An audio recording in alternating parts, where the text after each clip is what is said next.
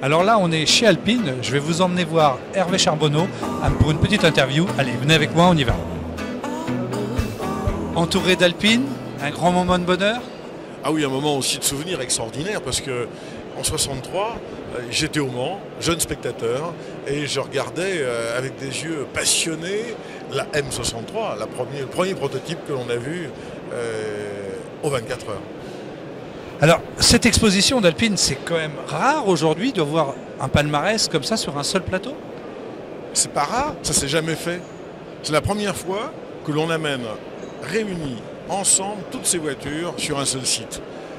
Ce sont toutes les vraies voitures avec leur bon palmarès. Elles sont toutes conformes, sont bien comme elles étaient. C'est passionnant et aussi bien pour ceux qui les ont connus à l'époque que ceux qui les découvrent aujourd'hui ou qui les redécouvrent. C'est passionnant. Alors c'est toute notre jeunesse, ces petites alpinettes qu'on voyait absolument partout, qui deviennent introuvables aujourd'hui. Alors, vous savez, pour les prototypes, c'est difficile parce qu'il y en a eu moins de 30, il en reste une bonne vingtaine. Là, vous avez tous les modèles exposés.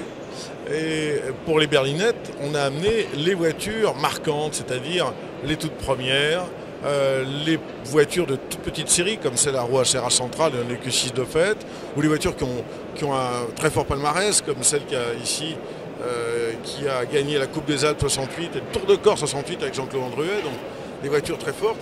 Et puis de l'autre côté, les dernières évolutions de berlinettes, dont celle de la 1800 qu'utilise Jean-Charles Rédélé, brillamment, en rallye historique, en finissant encore au podium, encore il n'y a pas longtemps. Alors Rédélé et Alpine, c'est vraiment un amour depuis de vieilles dates. Ben, oui, en ce qui me concerne depuis toujours, je suis né dans l'automobile par mon père qui était designer de Renault en 60, donc j'avoue que j'ai toujours entendu parler d'Alpine et j'ai toujours rêvé d'Alpine, et c'est bien normal.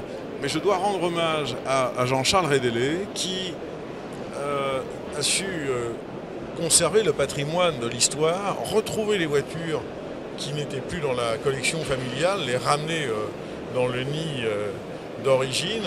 Et bravo, parce que c'est grâce à ça qu'aujourd'hui on peut présenter toutes ces voitures ici à Rétromobile. Alors si moi j'osais, un coup de cœur, c'est lequel pour vous? C'est laquelle qui vous fait vibrer le plus dans toutes ces voitures? Alors je dirais qu'il y a la génération des protos et la génération des berlinettes. Une berlinette, c'est extraordinaire. Une berlinette, c'est une voiture qui a une âme. Quand vous vivez avec, quand vous êtes dans des petites routes cévénoles et que tout d'un coup vous la menez bien en glissade d'un mur à l'autre, c'est magique.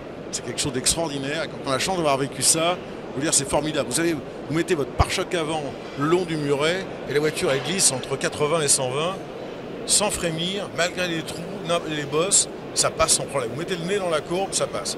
Et au niveau des protos, pour moi, c'est la toute première, celle de 63, parce que ça a été le début de la grande aventure, et aussi parce que j'ai fait plusieurs épreuves d'endurance en historique avec, en particulier celle qui est là. Elle roule fréquemment, elle a encore été au Mans il y a 2 ans. Je l'avais prêtée à des amis belges qui sont bien amusés avec, et qui sont des porchistes et qui m'ont dit non mais c'est bien cette voiture, c'est extraordinaire, c'est une vraie voiture de course, on a une ambiance extraordinaire. C'est vrai que là on passe à des voitures à moteur central, ça n'a rien à voir avec une berlinette. Certes, la puissance n'est pas celle d'un moteur de 3 litres de cylindrée, là aujourd'hui elle est en 1500, mais c'est très homogène, c'est très fin à piloter, ça freine bien, il n'y a pas de défaut vraiment. Alors, vous nous parlez d'Alpine comme si c'était une voiture moderne. Elles reviennent aujourd'hui, elles reviennent aux modernes. Qu'est-ce que ça fait un passement au cœur? Ça fait chaud. Pour un amoureux comme vous d'Alpine, c'est quoi? C'est un moment de bonheur? Ah bah oui, savoir que Renault a fait revivre la marque, c'est tout bêtement formidable parce que on a tous, ma génération et suivante, la mémoire de ces berlinettes, que ce soit au bord de la route, dans ville, dans des salons, ou au volant, j'ai eu la chance de vivre, et de savoir que maintenant, cette volonté avec des gens passionnés par Alpine, de faire renaître au goût de 2014-2015 plutôt un véhicule conforme aux normes actuelles, mais gardant l'esprit de ce qui a été fabriqué par Jean Rédélé, bravo. Est-ce qu'on peut les voir ailleurs, ces voitures? Alors, on peut les voir de temps en temps, sur rendez-vous si vous voulez, j'en peux vous les montrer. Non, elles sont dans la collection privée de Jean-Charles Rédélé ici à Paris, mais c'est pas un musée ouvert, hein, donc malheureusement elles ne sont pas visibles et puis ça serait un peu compliqué. Elles sont sous bâche dans des coins, mais on les sort souvent. Elles ont été en exposition. Nous avons prêté 2 prototypes plusieurs mois au musée du Mans en 2013. La 211, c'est la fameuse qui a la 3 litres qui a dépassé la première fois, une Alpine a passé le 300 à l'heure, une Audière. Et celle-ci, la M63, donc c'était normal que ces voitures soient là.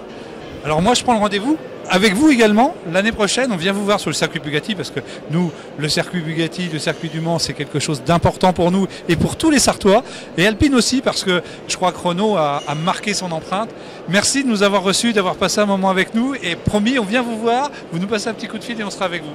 Alors moi j'ai une proposition à vous faire. La prochaine fois que je viens sur circuit Bugatti avec ce proto, eh bien vous viendrez dedans. Alors là, magique, magique, on mettra les caméras et là, promis, on vient et là on vous emmène.